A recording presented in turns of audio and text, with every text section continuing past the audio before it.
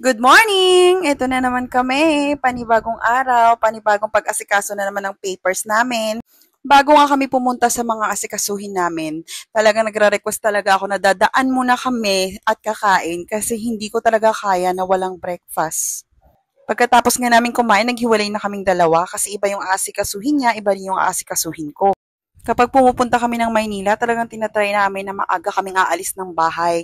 Kung pwede nga lang madaling araw. Pero syempre, minsan, anong oras na din naman nagbubukas yung pupuntahan namin. Kaya medyo may araw na pag umaalis kami ng bahay. Pero as much as possible, maaga talaga kami umaalis ng bahay para hindi masyadong traffic. Kasi sobrang init nga naman kasi sa Manila, 'di ba? Ang sakit sa ulo. So ito na nga, yung asawa ko hindi pa siya tapos sa mga inaasikaso niya at ako nauna ako matapos sa kanya. So walang nagawa ang lola mo kundi magtambay muna diyan sa 7-Eleven, bumili ng kape at tumungo na ako dun sa mall kasi ang tagal talaga niya. So sa isip ko talagang matatagalan bago kami magkita ulit. So wala akong kasama, ako lang mag-isa.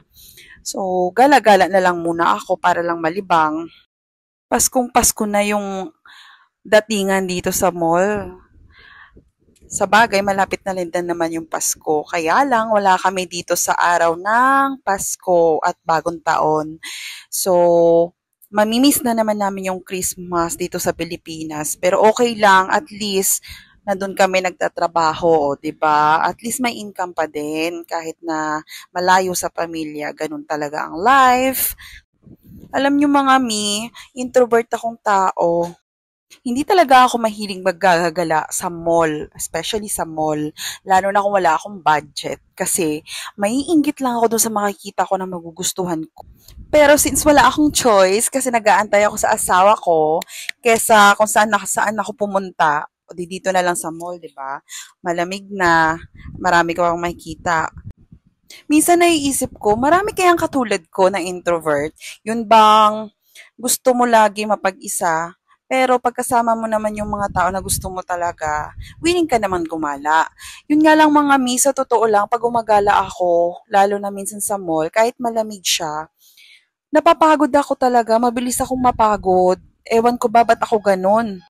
Pero ngayon na mami na ako, natutuwa na akong gumala sa mall at doon na ako lagi pumupunta doon sa mga gamit pambahay. Pero sa ngayon, gusto ko sana talagang bumili. Ang dami ko ring gusto dyan. Ang dami kong nakita na gustuhan ko. Kaya lang nga, wala pa kaming malaking space sa bahay. Kaya hindi rin ako makabili. So, nagdadalawang isip. Ang tagal pa rin ng asawa ko dumating. Ano ba na gagawin ko dito?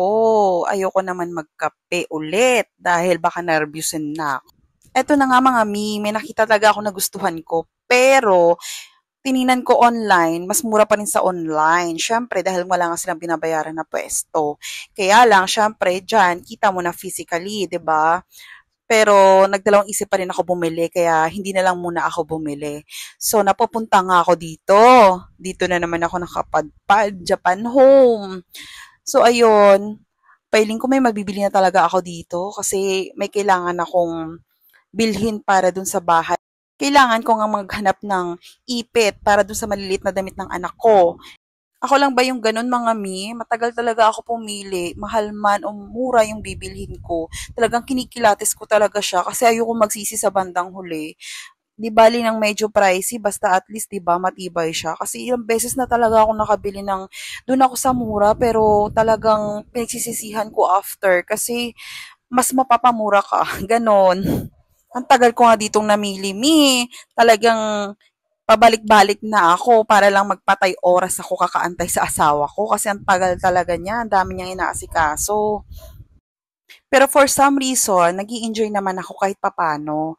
Sabi ko nga sa inyo mga sign of adulting na nga siguro talaga to. Dati, naiinis ako pag ganito, gumagala-gala sa mall kahit kasama ko pa yung mother ko or mga pinsan ko, tita ko, kasi nauurat ako. Ngayon, natutuwa na ako. Ngayon na mami na ako, iba na talaga. Ang daming pinagbago. Pagkatapos kong bumili ng kailangan ko, umakyat na ako dito sa food court. Shout out nga pala dyan sa Casa Ilongga. Napatingin ako kasi dati nagluluto yung father ko ng puto tapos nagde-deliver kami sa kanila dun sa SM North. Makalipas ang ilang oras, ito na. Finally, gutom na ako mga mi. Anong oras na? Siguro 3 p.m. na. Buti na lang talaga, nag-breakfast ako kanina. So, ito na. Nandito na yung asawa ko. Hinahanap na ako. Sana daw ako. Hindi niya alam. Papunta na ako. Binibidyo ko siya. Wala siyang kamalay-malay. Tumatawag pa siya sa atin niya yan. At syempre, dito na naman kami sa paborito namin na kainan. Ilang beses na kami nakakain dito. Halos lagi-lagi na lang kami kumakain dito pag nandito kami sa Manila. Tamang-tama, gutom na gutom ako, 'di ba? Heavy meal. Pero alam niyo mga mi, kahit walang kanin na kasama 'yan, pag naubos mo yung isang bowl ng noodles na 'yan, talaga namang busog-lusog ka talaga diyan. Kasi ang bigat ng noodles nila. So ayan na ang before and after, o 'di ba? Hindi naman halatang gutom na gutom ako, no? So ayun lang po, mga mi, thank you.